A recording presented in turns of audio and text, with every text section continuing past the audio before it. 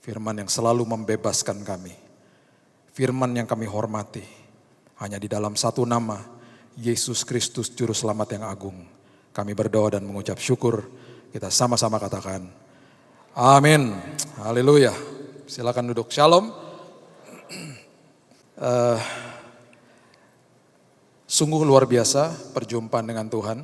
Kalau saudara ingat khotbah saya tahun lalu sebelum saya sakit. Saya sudah sakit sebenarnya khotbah di sini. Saya membahas tentang orang Majus. Dan orang Majus hidupnya diubahkan Tuhan. Orang Majus dari timur datang dengan apapun yang mereka alami pada saat itu. Mereka mengalami sebuah perjumpaan sama Tuhan. Nilai hidup mereka selalu serba harta, kemewahan, kepandaian dan lain sebagainya. Dan akhirnya ketika mereka berjumpa dengan Kristus, kehidupan mereka diubahkan total sama Tuhan. Jadikan momen Natal ini sebuah perubahan bagi saudara. Bukan sekedar hanya ritual-ritual, tapi betul-betul perjumpaan dengan Tuhan untuk seterusnya saudara hidup. Melibatkan Tuhan di semua aspek hidup saudara.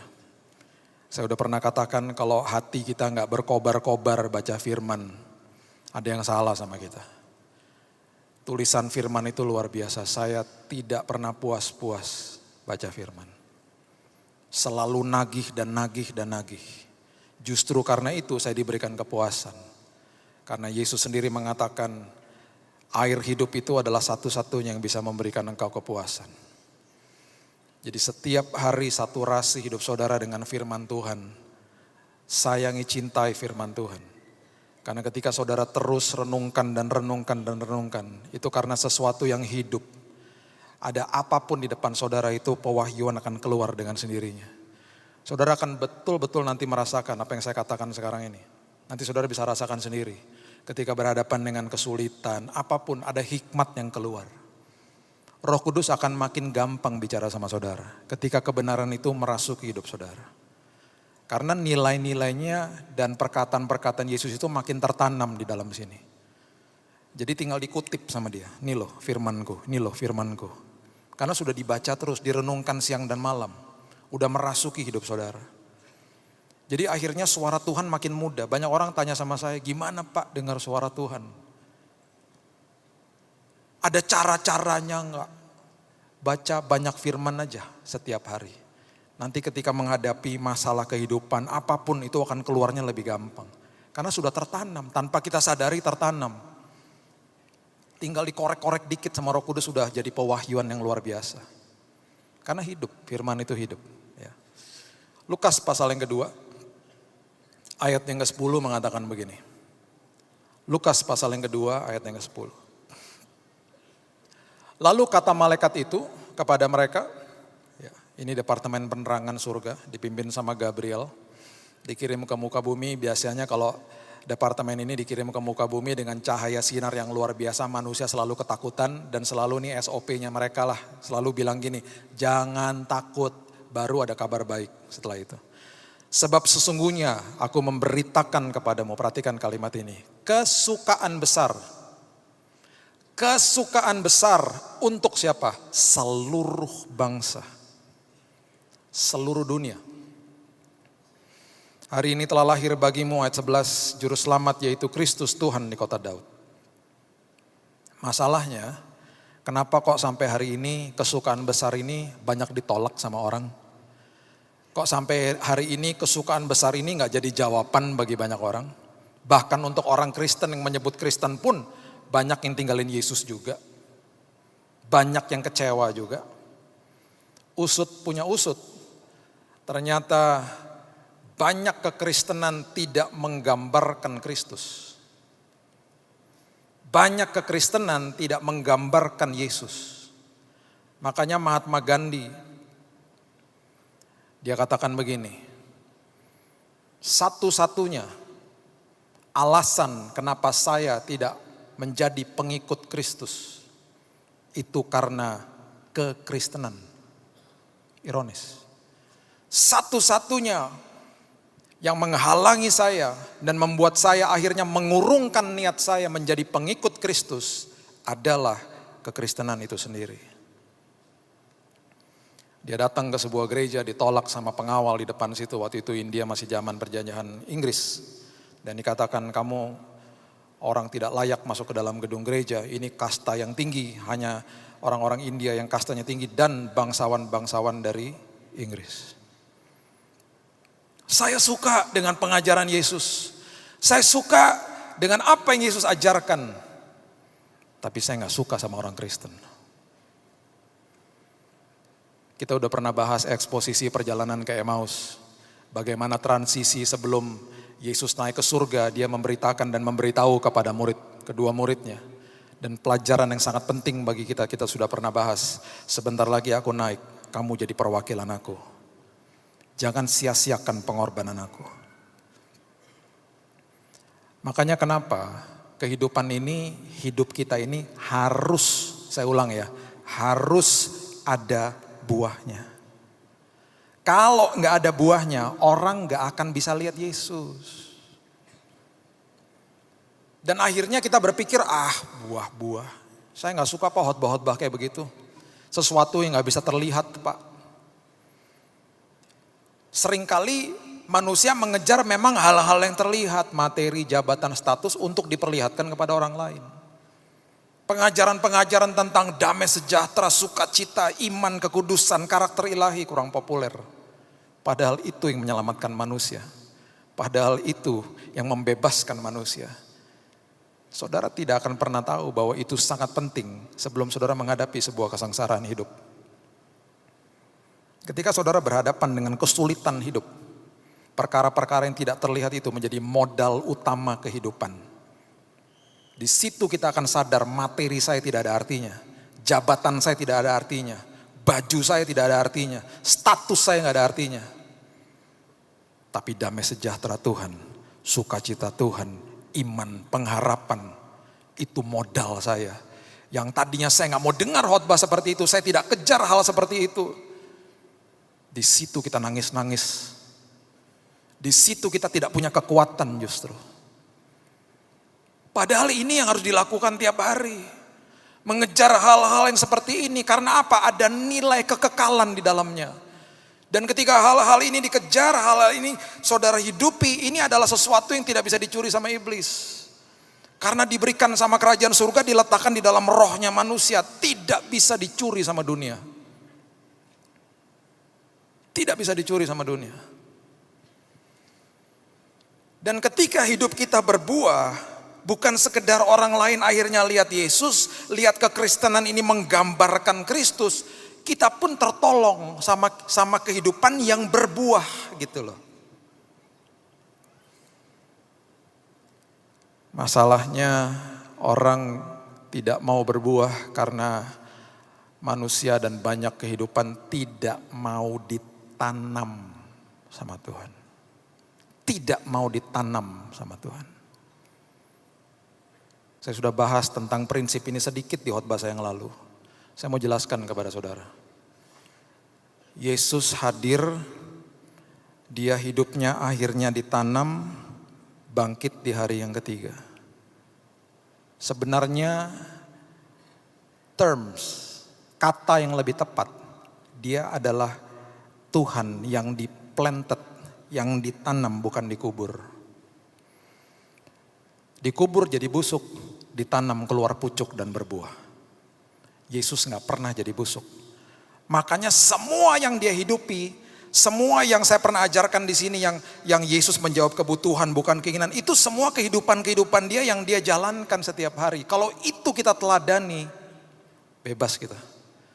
Makanya tuh dalam arti daripada firman yang mengatakan kebenaran memerdekakan hidupku, itu dalam artinya. Dan seringkali kebenaran itu adalah hal-hal yang tidak terlihat. Nah, kalau kita bicara soal ditanam, itu pasti bicara soal biji dan benih. Di dalam pelajaran ini, saya mau beritahu kepada saudara, saya bangga ketika mempelajari pelajaran ini karena di Alkitab Bahasa Indonesia kita lebih tajam daripada Alkitab Bahasa Inggris. Biasanya saya harus buka beberapa kata-kata, saling membandingkan ketika saya mempelajari dan menyiapkan khotbah bagi saudara. Kata biji dan benih itu di Alkitab Bahasa Indonesia kita lebih tajam. Di dibedakan. Kalau saudara buka bahasa Inggris, itu semuanya diterjemahkannya seed, cuman satu kata, seed. S-E-E-D, seed. Di Alkitab bahasa Indonesia kita dibedakan, pengertian yang satu biji, yang satu lagi benih. Perbedaannya adalah biji adalah sesuatu yang masih raw, mentah.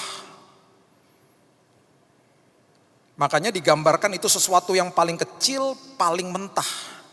Sampai iman digambarkan seperti itu. Sekecil itu, sementah itu pun engkau bisa memindahkan gunung, bisa mencabut pohon ara, memindahkan ke dasar lautan. Itu yang Alkitab katakan. Yang namanya benih itu adalah biji yang sudah dikondisikan untuk ditanam. Ketika kita lahir baru, biji itu sudah diberi sama Tuhan. Makanya di janji-janji Tuhan, di rancangan awalnya Tuhan itu, semua kehidupan sudah diletakkan unsur biji di dalamnya. Sekarang bagaimana saya bermitra sama Tuhan, memberikan biji ini kepada Tuhan, dan kemudian membiarkan Tuhan mengkondisikan menjadi benih, dan benih itu ditanam, dan kita membiarkan Tuhan menanam hidup saya, hidup saudara. Kejadian pasal yang pertama ayat yang ke-29 adalah ayat yang menggambarkan rancangan awalnya Tuhan bagi manusia tentang kebutuhan manusia. Kejadian pasal yang pertama ayat yang ke-29 mengatakan begini. Berfirmanlah Allah, lihatlah aku memberikan kepadamu segala tumbuh-tumbuhan yang berbiji di seluruh bumi dan segala pohon-pohonan yang buahnya berbiji, itulah akan menjadi makananmu. Dengan kata lain, besok lusa, minggu depan kebutuhanmu sudah aku tanggung penuh. Itu kebutuhan hidupmu. Tenang aja.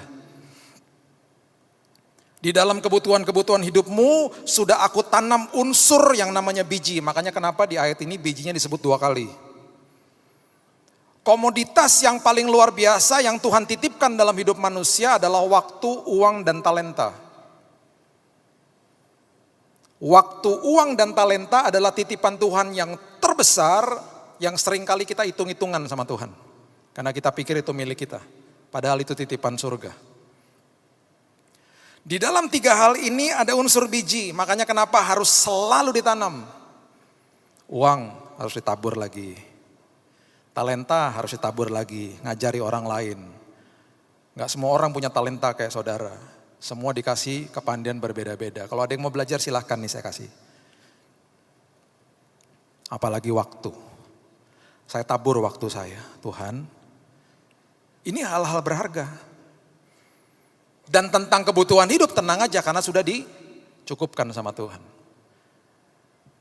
Berapa tahun yang lalu teman saya diperhadapkan dengan sebuah kebutuhan yang luar biasa, ada di persimpangan jalan.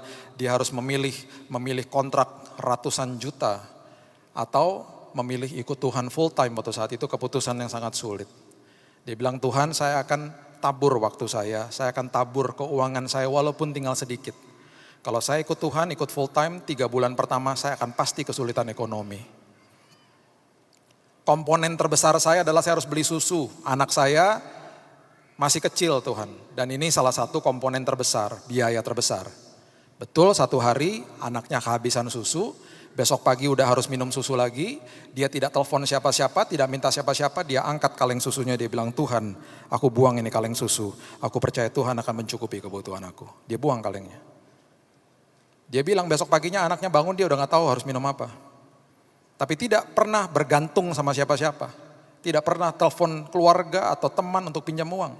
Karena kalau mau pakai akal manusia kan pinjam uang malam-malam mumpung supermarket masih buka. Dia buang, saya tanya bisa tidur? Ya sedikit khawatir tapi bisa tuh tidur. Betul besok paginya terbangun, anaknya nangis-nangis pagi-pagi. Sekitar jam 5.30. Dia udah bilang sama istrinya, udah buat teh manis aja. Dia buka pintu kamar, di depan pintu kamar ada meja makan, di atas meja makan ada kaleng susu tulisannya jumbo size. Bingung, dia lihat ke dapur lah masih ada kok. Kaleng yang dibuang tadi malam masih ada. Dia bilang sama saya, pertama kali saya lihat kaleng susu saya ketakutan. Karena kayak lihat penampakan sampai dicol-col gini. Karena biasanya kalau saya lihat kaleng susu itu sesuatu yang sangat teduh, itu makanan anak saya kok. Ini ketakutan. Yang dia buang kemarin bukan jumbo size, ini kok jumbo size. Ini sesuatu yang baru pas dicol-col gini lah. Ini berat, ini ada isinya dalamnya. Mbaknya keluar dari kamar. Dari mana mbak? Lah itu jam 5 pagi tadi mertua bapak kan anterin ke sini. Wow, kaget. Ngasih tahu, tanya sama istrinya. Kamu kasih tahu sama mama? Kita nggak punya susu. Enggak, aku nggak kasih tahu. Telepon mama mertua. Ma, terima kasih ya ma. Dikirimin susu. Mama tahu dari mana kita nggak punya susu? Mama nggak tahu. Kok bisa beliin susu? Nggak tahu. Tadi malam mama lagi ke supermarket, mama tergerak aja mau beliin susu buat cucu. Oke. Terus kok bisa jam 5 pagi mama ke sini? Mama ada meeting di Bandung. Ini kejadian di Jakarta. Mama kan kalau ke Bandung harus lewat tol. Sebelum masuk pintu tol kan lewat rumah kamu. Sekalian aja mama dropin. Tuhan tidak pernah telat. On time. On time. Karena janjinya. Jadi dia menepati janjinya. Ini loh kebutuhanmu, aku siapkan. Tapi ada unsur bijinya. Tenang aja. Hidupmu tenang. Ya, aku cukupi semuanya. Tapi engkau harus belajar nabur. Bahkan hidupmu engkau harus kasih kepada aku supaya aku jadikan benih. Supaya benih itu bisa aku tanam, ya. 2 Korintus pasalnya yang ke-9 ayat yang ke-10 mengatakan begini. 2 Korintus pasal yang ke-9 ayat yang ke-10, ia yang menyediakan benih bagi penabur ya dan roti untuk dimakan. Ia menyediakan benih karena sudah dikondisikan biji itu menjadi benih yang akan ditabur sama Tuhan. Dan roti untuk dimakan. Ia juga yang menyediakan benih bagi kamu dan melipat gandakannya dan menumbuhkan buah-buah kebenaranmu. Nanti buah-buah itu akan tumbuh pada waktunya. Serahkan aja sama aku, tapi tugasmu cuma satu. Ketika aku menanam hidupmu, stay grounded. Biarkan aku menanam engkau. Mazmur pasalnya yang pertama, ayat yang ketiga mengatakan begini. Ketika kehidupan ditanam, kehidupan itu menjadi seperti ini. Ia seperti pohon yang ditanam di tepi aliran air. Berarti nutrisinya saudara didapat dari air kehidupan. Apapun terjadi di dunia ini enggak ngaruh sama saudara karena saudara dapat nutrisi dari Tuhan. Kalau mau ditanam. Yang menghasilkan buah pada musimnya tidak layu daunnya dan apa saja yang dibuatnya berhasil. Masalahnya yang pertama, orang kalau ditanam dia suka bingung karena tempat ditanam sama tempat dikubur sama. Dua-duanya di bawah tanah. Dua-duanya gelap. Dua-duanya berantakan. Dua-duanya merasa sendiri. Tapi yang satu akan jadi busuk, yang satunya akan keluar pucuk. Dan akan berbuah. Dan daunnya tidak akan layu, apapun yang dibuatnya berhasil di dalam Tuhan. Seringkali banyak orang gak sabar di dalam itu. Karena banyak orang katakan begini, I am underpaid, saya di bawah UMR misalnya ngomong gitu. Lagi di bawah nih, posisi di bawah. Saya di bawah tekanan Pak. Wah. I'm under pressure. Saya di bawah stres. Saya loh Pak di bawah rata-rata Pak. Orang-orang lebih pandai dari saya. I'm undervalued, saya tidak dihargai. Timbul kata-kata seperti itu. Aku di bawah, aku di bawah, aku di bawah. Aku di bawah tekanan, aku di bawah rata-rata, aku di bawah gaji UMR misalnya. Aku di bawah macam-macam. I'm under. Kita gak sadar. Kita lagi ditanam sama Tuhan. Kita gak sadar justru ketika kita sedang dalam keadaan seperti begitu. Harusnya kita tidak kehilangan pengharapan. Karena kita tahu akarnya lagi dibangun di bawah situ. Memang gelap, memang gak enak, memang rasanya sendirian. Dan Tuhan tidak mau menumbuhkan cepat-cepat. Karena akarnya belum merambah, belum kuat. Saudara kalau lihat satu pucuk keluar dari tanah keluar, itu biasanya akarnya udah kemana-mana, gak kelihatan. Dan Tuhan akan tumbuhkan perlahan-lahan. Dan ketika tumbuhnya perlahan-lahan, orang masih mencibir kita. Ya, masih kecil. Usahamu masih kecil dibanding aku. Pengetahuanmu masih cetek kok gitu. Oh, dikata-katai, dicemooh dan lain sebagainya. Enggak apa-apa karena aku sedang ditanam, aku berdiam diri aja. Dan itu bagus bagi kita. Biarkan itu terjadi karena apa? Akarnya makin banyak dan makin berkembang ke kanan, ke kiri, ke belakang, ke depan. Semuanya mengakar di dalam. Itu yang Tuhan mau. Kalau dia cepat-cepat tumbuhkan saudara, saudara akan dieksploitasi sama dunia. Saudara akan dipermainkan, diombang-ambing. Makanya kenapa Burj Khalifa, gedung tertinggi di dunia 800-an meter. Ketika digali ke bawah, itu lebih dari 50 meter fondasinya. 400 sekian kubik konkrit yang ditanam di bawah. Untuk penyanggah gedung tertinggi di dunia 800 sekian meter. Saudara sedang dibangun ke bawah sama Tuhan. Supaya fondasi saudara kuat. Dan kalau saudara sedang merasa di bawah, saya mau beritahu kepada saudara, jangan pernah kehilangan pengharapan. Saudara bukan dikubur, saudara sedang ditanam sama Tuhan. Memang rasanya gelap, rasanya gak enak. Tapi tepat pada waktunya. Yang kedua, Tuhan akan menumbuhkan buah-buah saudara tepat pada waktunya. Baca bersama-sama saya. Di Kolose pasal yang kedua ayat yang ke-6 mengatakan begini. Kolose pasal yang kedua ayat yang ke-6 dan ke-7 mengatakan begini. Kamu telah menerima Kristus Yesus Tuhan kita. Karena itu hendaklah hidupmu tetap di dalam Dia. Hendaklah kamu berakar di dalam Dia dan dibangun di atas Dia. Hendaklah kamu bertambah teguh dalam iman yang telah diajarkan kepadamu dan hendaklah hatimu melimpah dengan syukur. Saya berani jamin berdasarkan firman Tuhan, ketika saudara hidupnya dibangun, akar saudara di atas Kristus, pasti luar biasa. Pasti luar biasa. Mau ada badai sebesar apapun, saudara akan berdiri teguh. Berdiri teguh, gak kebingungan. Saya banyak menghadapi orang kebingungan, saudara. Bingung, ketakutan dan lain sebagainya. Justru itu kesempatan di mana mereka bisa mengatakan kepada dirinya, ini Tuhan kesempatan, imanku akan bertumbuh di sini.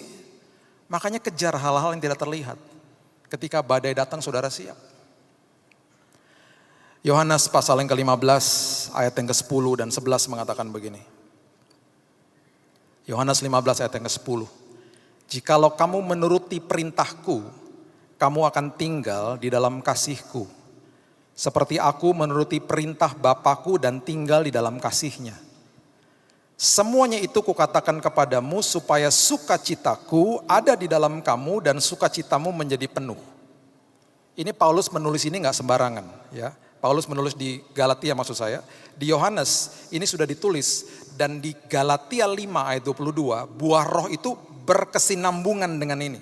Buah roh kalau saudara pelajari, 3 pertama itu kasih, sukacita, damai sejahtera. Dan sistematis teologi kita memang luar biasa, saling menyambung, berbeda penulis tapi semuanya nyambung. Yohanes mengatakan kalau engkau tinggal di dalam kasihku, engkau akan ada sukacita. Dan sukacitamu menjadi penuh. Sukacita itu letaknya di roh, tidak bisa diusik dan tidak bisa dicuri sama iblis. Yang ada di emosi saudara yang sering kali kita salah artikan itu kesenangan. Kesenangan bisa hilang kapan saja, kesenangan bisa diusik kapan saja. Yang namanya sukacita itu hanya pemberian kerajaan surga. Dunia gak bisa kasih. Dunia tidak ngerti. Kasih membawa saudara ke dalam sukacita yang penuh.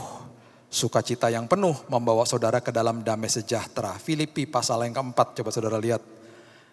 Filipi pasal yang keempat, ayat 4 sampai 7 mengatakan begini. Bersukacitalah senantiasa dalam Tuhan. Sekali lagi kukatakan bersukacitalah. Tadi kasih membawa kepada sukacita. Sekarang sukacita membawa kepada damai sejahtera. Hendaklah kebaikan hatimu diketahui semua orang. Tuhan sudah dekat. Janganlah hendaknya kamu khawatir tentang apapun juga. Nyatakan dalam segala hal keinginanmu kepada Allah dalam doa dan permohonan dengan ucapan syukur. damai sejahtera Allah yang melampaui segala akal akan memelihara hati dan pikiranmu dalam Kristus Yesus. Damai sejahtera letaknya di roh, gak bisa diusik, gak bisa dicuri sama iblis. Yang ada di emosi saudara itu namanya ketenangan. Ketenangan bisa hilang kapan saja. Makanya ketika melewati badai seperti kemarin, banyak orang bilang begini, rasa damainya kayak gimana Pak? Saya bilang, saya gak bisa jelasin. Kenapa? Melebihi akal budi. Melebihi akal budi, bagaimana saya bisa jelasin? Yang saya bisa tawarkan, tertanamlah, percayalah kepada dia, kamu bisa rasakan juga. Nanti kalau kamu rasakan, kamu juga pasti gak bisa jelasin. Karena melebihi akal budi. Saya sudah saksikan kepada saudara, ada seorang rekan saya yang bertobat terima Yesus. Karena itu. Makanya kenapa? Kabar baik itu akan tersalurkan tanpa saudara banyak bicara. Orang akan lihat buahnya. Dan orang akan percaya yang namanya good news, gospel, Injil itu. Yang malaikat katakan. Karena Yesus secara fisik udah gak ada. Kita perwakilan kita yang dikatakan kita mengkolonisasi bumi. Menularkan budaya kerajaan surga dimanapun kita berada. Itu penting. Jadi bukan sekedar kita akhirnya menjadi berkat bagi orang lain. Buah itu membawa keuntungan juga bagi saya. Kenapa? Ketika saya hidup di dalam kasih Tuhan, saya menerima sukacita. Saya menerima damai sejahtera. Dan ketika saya melewati kesengsaraan hidup, saya udah punya itu. Saudara tanya sama saya, ada kesenangan kemarin? Ya enggak ada lah di kamar rumah sakit. Ada ketenangan? Enggak ada juga ketika dengar vonis dokter. Tapi ada sesuatu yang saya enggak bisa jelaskan. Ada sukacita Pak, Bu. Ada damai sejahtera Pak. Seperti apa Pak rasanya? Enggak bisa dirasain, melebihi akal budi kok. Itu yang membuat saya tidur nyenyak tiap malam. Kesenangan hilang enggak masalah, ketenangan hilang enggak masalah. Yang penting ada sukacita sama damai sejahtera. Tidur nyenyak saya. Tiap malam. Makanya Kisah Rasul 12, saya mengaminkan peristiwa ini. Kisah Rasul 12 ayat 6-7 mengatakan begini. Petrus diperhadapkan dengan kematian. Keesokan hari dia akan diperhadapkan dengan orang banyak dan ada kemungkinan dipenggal juga kepalanya. Karena teman rekannya baru aja dipenggal kepalanya. Dan dia ada kemungkinan besar dipenggal kepalanya, dimasukin dalam penjara. Perhatikan ayat yang ke-6. Pada malam sebelum Herodes hendak menghadapkannya kepada orang banyak, Petrus tidur di antara dua orang prajurit, terbelenggu dengan dua rantai. Selain itu prajurit-prajurit pengawal sedang berkawal di muka pintu. Tiba-tiba berdirilah seorang malaikat Tuhan dekat Petrus dan cahaya bersinar dalam ruangan itu. Tadi kita udah baca ya di awal, kalau malaikat datang sinarnya bercahaya, manusia ketakutan biasanya. Sampai-sampai mungkin malaikat udah capek kali ya. Di departemen penerangan kalau Gabriel mengirimkan anak buahnya, itu pasti udah rolling eyes. Ketika dia begini, manusia ketakutan. Aduh, takut lagi. Jangan takut, capek deh. Mungkin malaikatnya ngomongnya kayak begitu. Itu udah SOP tuh, jangan takut. Terus dia menjelaskan, saya malaikat dari surga. Dia menjelaskan siapa dia, baru kasih kabar. Ini pertama kali dalam sejarah kemalaikatan, perserikatan kemalaikatan, pertama kali didokumentasikan di Alkitab, malaikat datang bersinar di dalam ruangan itu, manusianya gak bergeming, manusianya gak bangun. Karena apa? Alkitab mencatat begini. Malaikat itu menepuk Petrus untuk membangunkannya, katanya bangunlah segera maka gugurlah rantai itu dari tangan Petrus. Berarti Petrus tidur nyenyak. Mungkin diketawain kali malaikatnya sama teman-temannya. Ya kurang sakti, manusianya gak bangun. Diam loh. Mungkin gitu kali ya. Saya kalau ceritain sama anak saya begitu soalnya. Sampai-sampai manusianya gak bergeming. Ini pertama kali didokumentasikan di Alkitab. Berarti Petrus tidur nyenyak. Kesenangannya ada gak mungkin. Ketenangannya gak mungkin. Tapi karena hidupnya melekat dengan Tuhan, ada damai sejahtera dan sukacita. Bukan sekedar saudara menjadi berkat bagi orang lain, ini menjadi modal bagi saudara kalau saudara menghadapi badai. Makanya damai yang Tuhan janjikan dalam hidup saudara adalah damai selagi ada badai. Yang dunia janjikan adalah damai setelah badai. Makanya Alkitab mendokumentasikan damai yang melebihi akal budi, gak bisa dipikirkan. Ketika saudara ditanam dan mau ditanam sama Tuhan, kapanpun, dimanapun, menghadapi apapun, saya menjamin berdasarkan kebenaran firman Tuhan, malam tidur nyenyak saudara. Tidur nyenyak. Gak akan ada stres. There is no condemnation, tidak ada penghukuman, penghakiman, tidak ada khawatir, takut, dan stres. Walaupun ketenangan, kesenangan gak ada, sukacita, damai sejahtera melingkupi hidupku. Yang berikutnya, Mazmur mengatakan, daunnya tidak akan layu. Daunnya tidak akan layu. Setelah berbuah, daunnya tidak akan layu. Ketika musim gugur, pohon itu melepaskan daun-daun. Karena dia menyimpan nutrisi untuk musim dingin. Stop nutrisinya. Daun mulai berguguran, makanya dinamakan fall season, musim gugur, berantakan di mana-mana. Dilepas. Karena nutrisinya disimpan untuk winter, untuk musim dingin. Nanti setelah melewati musim dingin, dia kuat, adalah musim semi di mana dia menyalurkan kembali nutrisinya dan daunnya bertumbuh kembali. Bagi sebuah kehidupan ketika ditanam di sebelah air kehidupan, semangat saudara tidak akan pernah layu. Saudara akan terus berdaun dan hidupmu akan terus konsisten musim demi musim, musim demi musim. Itu janji firman Tuhan. Kok bisa semangat Pak? Kok bisa konsisten? Karena tertanam. Yuk saudara, di Natal ini, kabar keselamatan ini, kabar baik ini harus tersiar di mana-mana. Kalau hidup kita tidak berbuah, kita tidak akan bisa memberitakan kepada dunia bahwa ini kabar baik bagi seluruh bangsa. Seluruh bangsa. Ketika saudara berbuah, daun saudara tidak pernah layu. Orang akan berdatangan. Bukan sekedar saudara diuntungkan. Banyak orang akan percaya sama Yesus. Saya sedang melayani 9 orang yang baru terima Yesus di rumah saya. Natal ini adalah Natal pertamanya mereka. Saya excitednya luar biasa.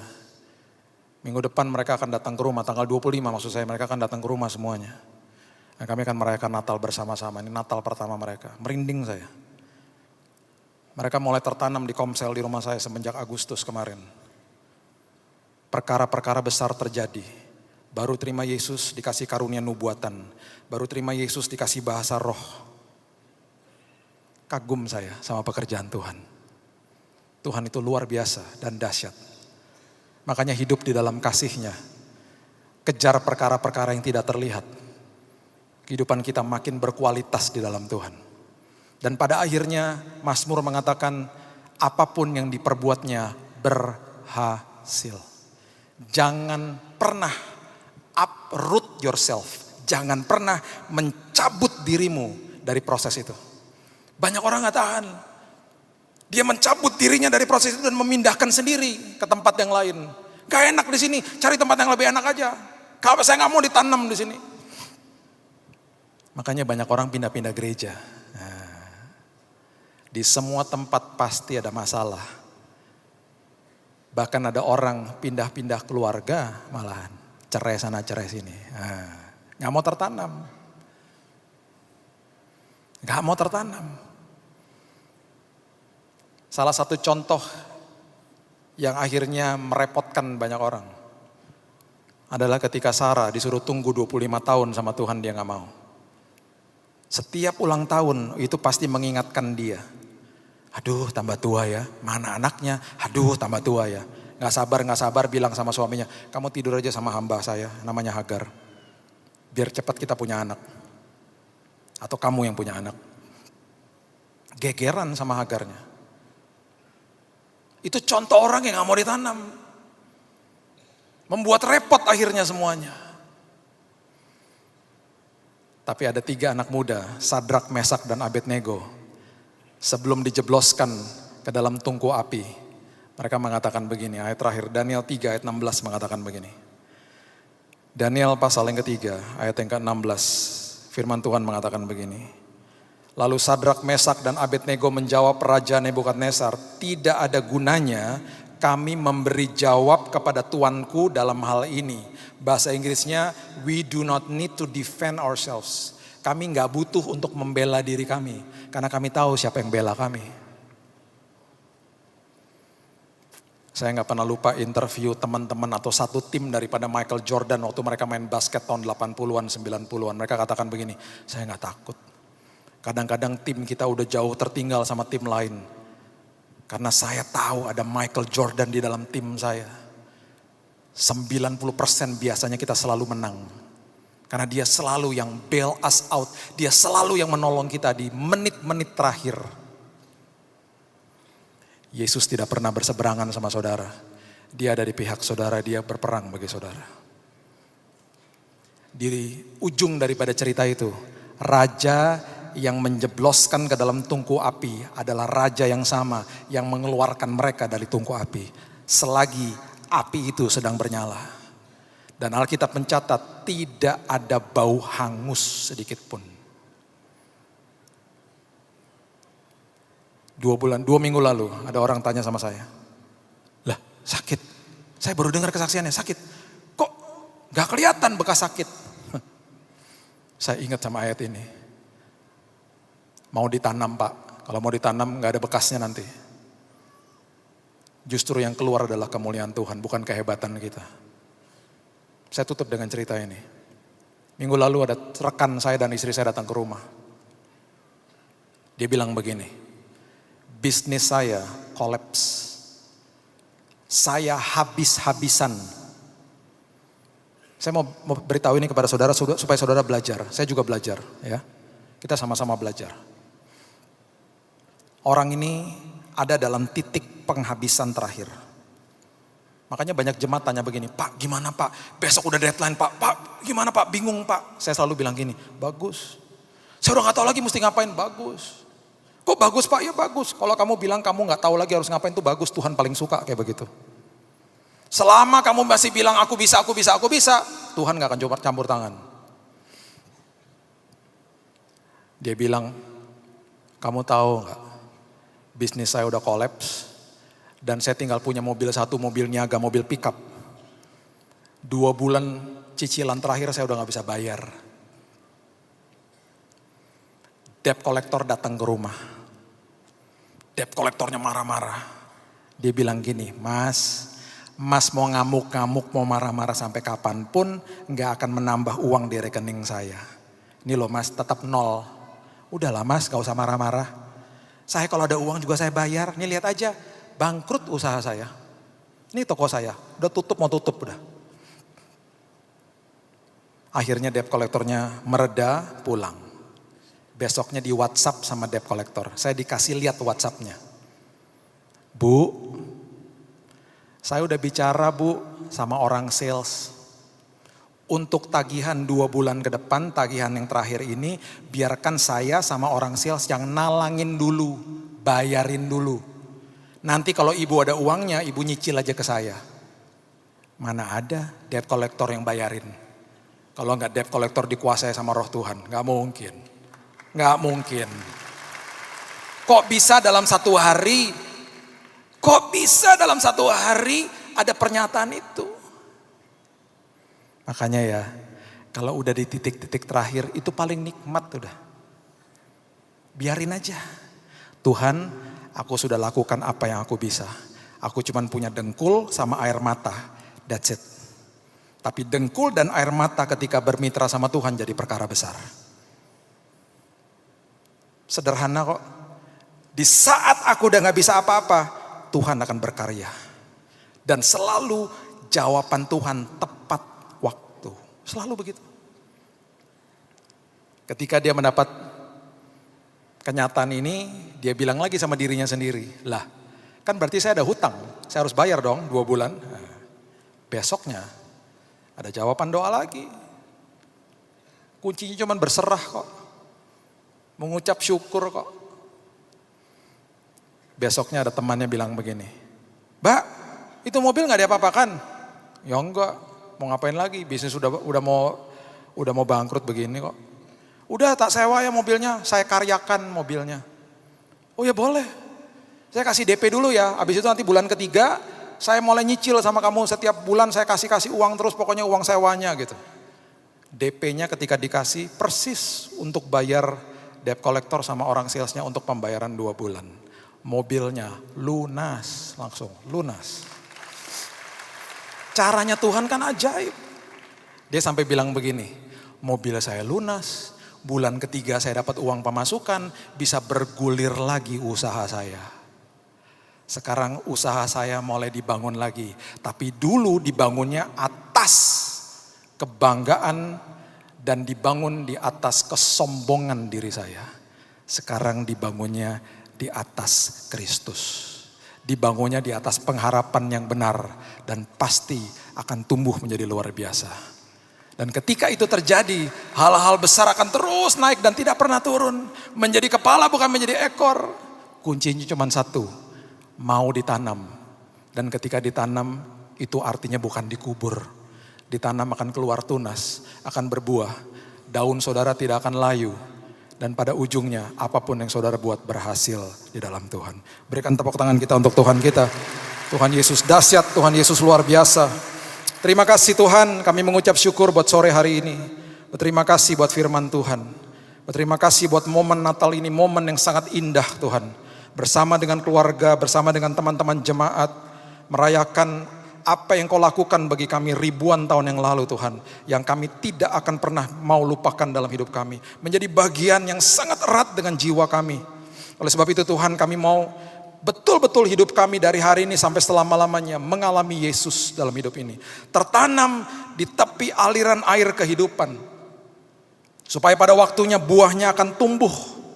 Karena kami mau dijadikan benih oleh Tuhan. Dan daun kami tidak akan pernah layu. Semangat kami untuk ikut Tuhan selalu konsisten. Dan apapun yang kami kerjakan dibuat berhasil oleh Tuhan. Kami serahkan hidup kami dan masa depan kami dalam tangan Tuhan. Hamba-Mu berdoa khusus tahun yang luar biasa bagi mereka. Karena mereka adalah jemaat yang mau ditanam sama Tuhan. Mungkin saat ini kami merasa gelap. Saat ini kami merasa sendiri. Saat ini kami merasa berantakan semuanya Tuhan. Tapi kami tinggal menunggu waktunya Tuhan.